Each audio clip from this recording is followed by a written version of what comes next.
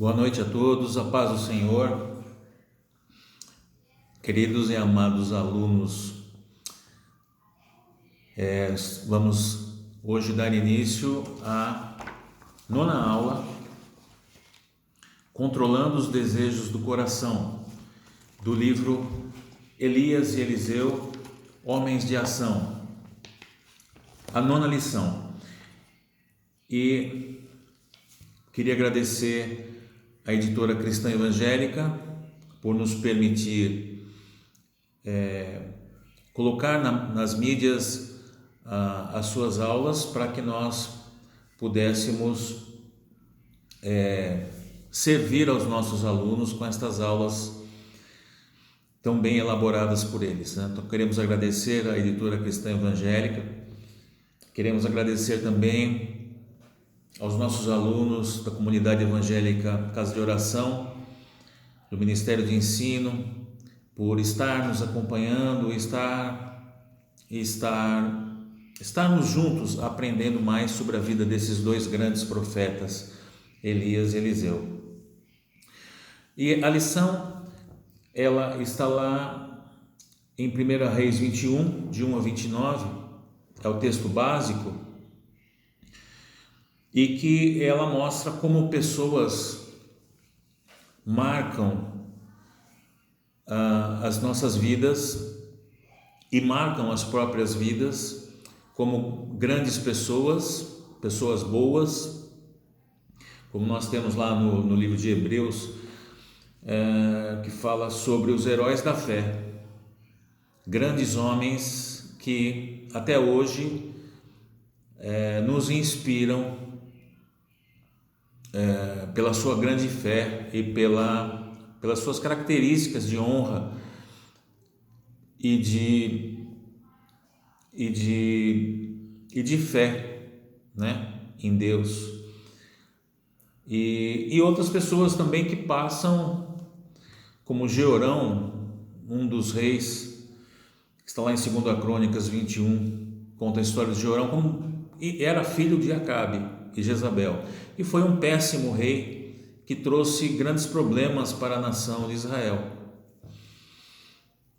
E como nós estamos falando de Acabe e Jezabel, também não poderíamos de lembrar como esses dois influenciaram negativamente a vida do povo de Israel, levando o povo de Israel a adorar outros deuses, a levantar outros ídolos perante a nação e trazer o mal para aquela terra. Essa passagem que está em 1 Reis 21, ela conta a história de Nabote, um homem que tinha uma vinha, tinha um sitião, um terrenão, e lá tinha plantado a sua vinha, e era herança dos seus pais, era da sua família, e que tinha chegado até Nabote. Só que Nabote, ele dá um azar na vida dele, porque esta vinha estava plantada junto ao palácio de Acabe. Acabe, quando abria a janela, quando acordava, ele via a vinha de Nabote. Ele não via as suas flores ou a sua horta, mas ele via a vinha de Nabote. E isso foi enchendo o seu coração, e ele tinha um desejo de possuir aquela vinha, porque ela estava junto à sua propriedade, junto ao palácio. E ele queria fazer ali derrubar a vinha e fazer uma horta, para que ele pudesse ser suprido das suas necessidades ali, porque o palácio pudesse ser suprido com as hortaliças que ali fossem plantadas, né, as verduras. Então, veja que não é pecado você desejar alguma coisa, você ter sonhos, você ter projetos, isso não é pecado. E num primeiro momento, Acabe, ele vai até Nabote e ele faz uma proposta.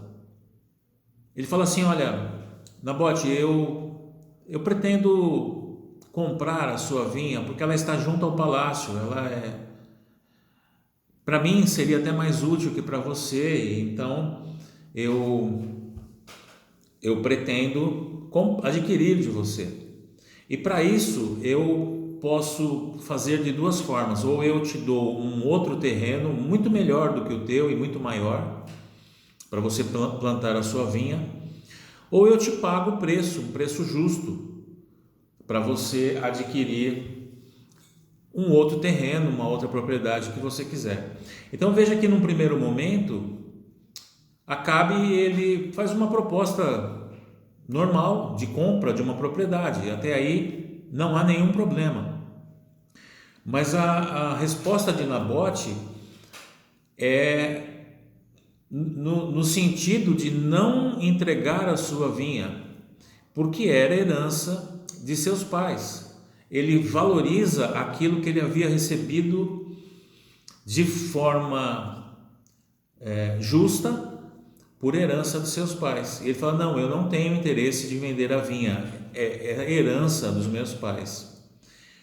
E Acabe fica com muita raiva, muito contrariado com aquela resposta de Nabote. E ele entra no palácio e ele perde até o apetite, ele não tem fome, ele não tem vontade de comer. E Jezabel entra no palácio e diz assim: mas o que está acontecendo, Acabe? Jezabel é a esposa de Acabe. Por que você está assim, triste, tristonho? Por que você não quer comer, não quer beber? E ele conta a ela o que havia acontecido. Jezabel não era judia, não é? Ela era uma princesa de um outro povo. Ela era uma sacerdotisa, né? De um outro Deus, e ela poderíamos chamar hoje, no que nós entendemos, de uma bruxa, uma pessoa que tinha que praticava rituais estranhos a um outro Deus, a um Deus menor, e que trouxe para a nação de Israel estes costumes e estes deuses. E Acabe também se contaminou com esses deuses. E ela tinha um caráter, assim, um temperamento muito forte. E ela dominava Acabe. A sua vontade imperava no palácio. Era a vontade de Jezabel que imperava no reino de Israel. E ela se sente ofendida porque o desejo do reino foi atendido. E ela diz assim: não, mas esta vinha vai ser sua. E ela faz uma trama maquiavélica, uma trama maligna, inspirada por Satanás. Ela escreve uma carta com o selo do rei e endereça a algumas pessoas aonde Nabote vivia, para que levantasse duas testemunhas, e dissesse que ele havia blasfemado contra o rei, e que ele fosse julgado e que fosse imediatamente morto por conta dessa falsa acusação. E dessa forma o rei poderia desterrar Nabote, né? Poderia tirar as terras de Nabote e se apossar delas. E assim foi feito. Nabote foi morto e as terras e as vinhas que eram dele foram parar nas mãos de Acabe. Veja que os desejos do nosso coração, eles podem ser usados pelo inimigo de uma forma maliciosa, maligna.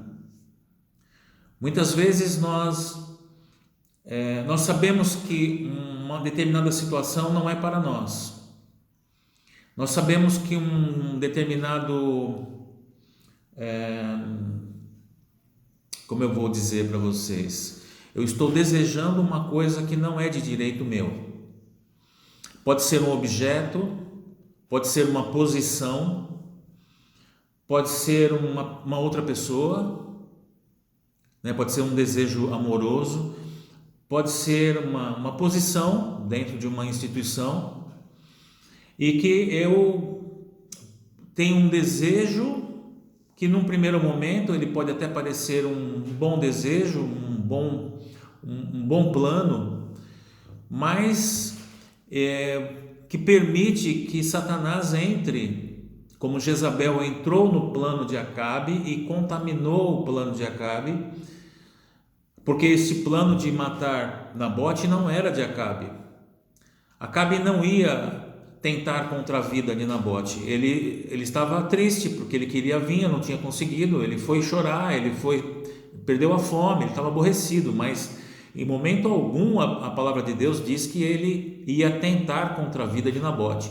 Isso foi uma trama diabólica de Jezabel, para que ela pudesse presentear o marido com a vinha que não era sua por direito.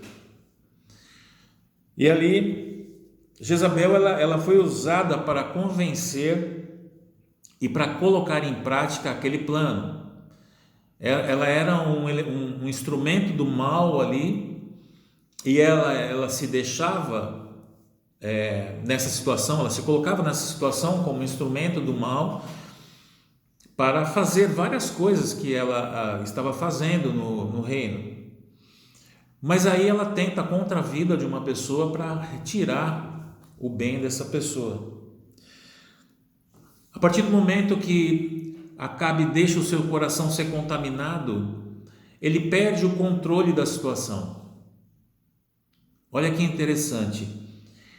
Eu espero que enquanto a gente esteja falando aqui, você esteja meditando que você pode também estar num sistema parecido com esse, numa situação parecida com essa, em que você permite que o inimigo venha e contamine seu coração com o desejo que você supostamente tem e que não era da vontade de Deus, e o inimigo vai ali e trabalha numa terra fértil, e ele vai contaminando e vai fazendo crescer aquele desejo do seu coração, a ponto de você cometer um pecado, de você contrariar a vontade de Deus.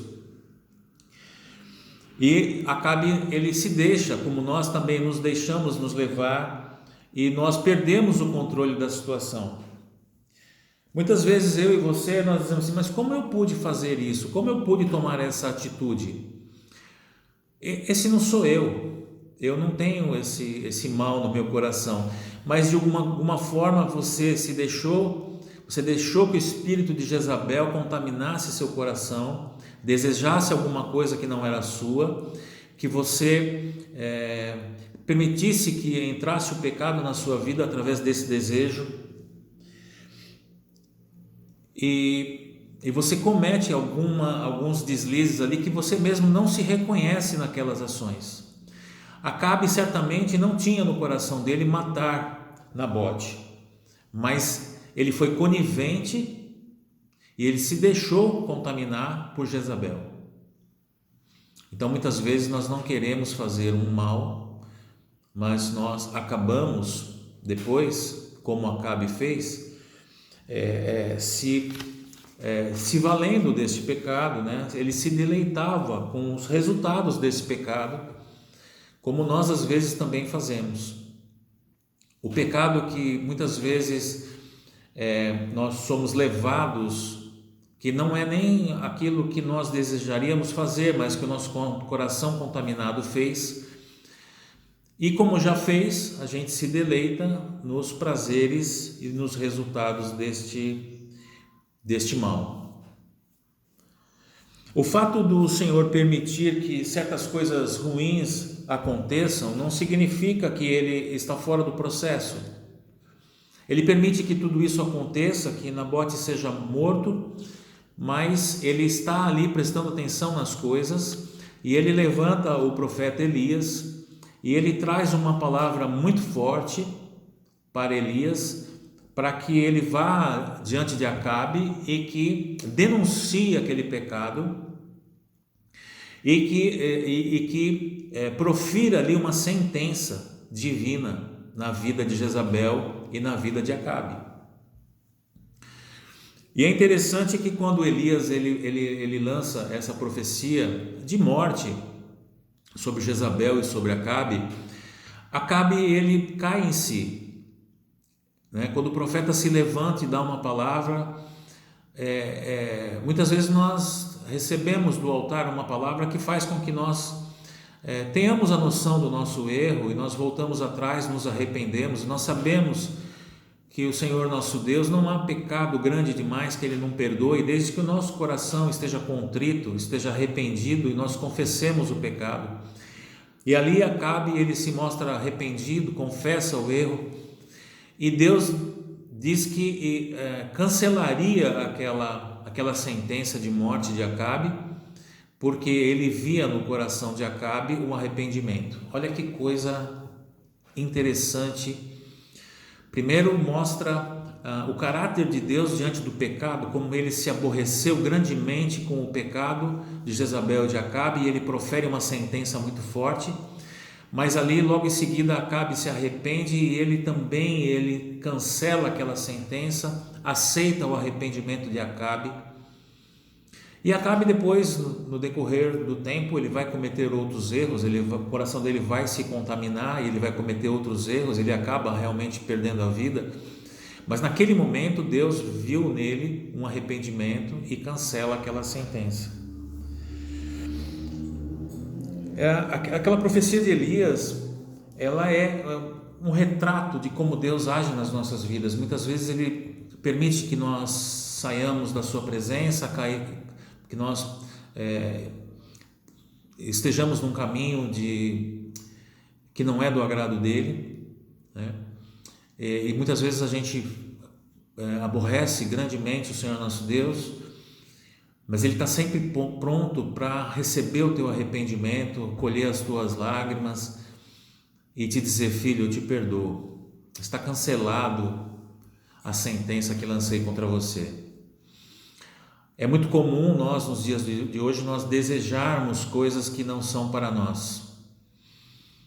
Muitas vezes nós ouvimos pessoas, às vezes pessoas da própria família, como era Jezabel, às vezes a esposa, nós ouvimos e acontece do nosso coração, que já está meio doente, ficar mais contaminado, a ponto de nós magoarmos pessoas, a ponto de nós desejarmos coisas que não são nossas, a ponto de nós intentarmos o mal contra algumas pessoas e a ponto de termos sentimentos de morte contra algumas pessoas, sentimentos de destruição. Hoje em dia a palavra lançada, ela fere muito mais do que a espada, e nós não nos atentamos a isso. Muitas vezes nós lançamos palavras que não são verdadeiras. Muitas vezes nós damos ouvidos a estas palavras sem saber exatamente o que aconteceu e tomamos aquilo como se fosse verdade. Então nós precisamos tomar muito cuidado, né? Porque o nosso coração, ele precisa ser muito bem cuidado, nós precisamos estar atentos àquilo que o nosso coração fala, e ao menor sinal de que ele está se desviando, nós precisamos corrigi-lo, porque é aí que o inimigo entra e alimenta aquele desejo doentio na tua vida para te destruir, para te roubar a tua bênção. Essa mensagem que eu queria trazer para vocês hoje, e eu espero que vocês tenham gostado, que vocês leiam esse capítulo 9, Controlando os Desejos do Coração. É muito, muito interessante. Eu espero que vocês gostem. Tem muito mais coisa ali, fiz apenas um resumo para vocês. Espero que vocês tenham gostado e esperem a próxima aula, a aula de número 10 do nosso livrinho. Estamos chegando ao final já. Arrebatamento de Elias e a igreja. Olha que tema muito bonito, hein? Arrebatamento de Elias e a igreja, no capítulo 10 do nosso livro Elias e Eliseu, Homens de Ação. Obrigado pela sua companhia, espero que você tenha gostado. Fique atento aí, veja as outras lições que nós já gravamos, já estão no YouTube, e veja também as próximas que sairão em breve. Obrigado e boa noite.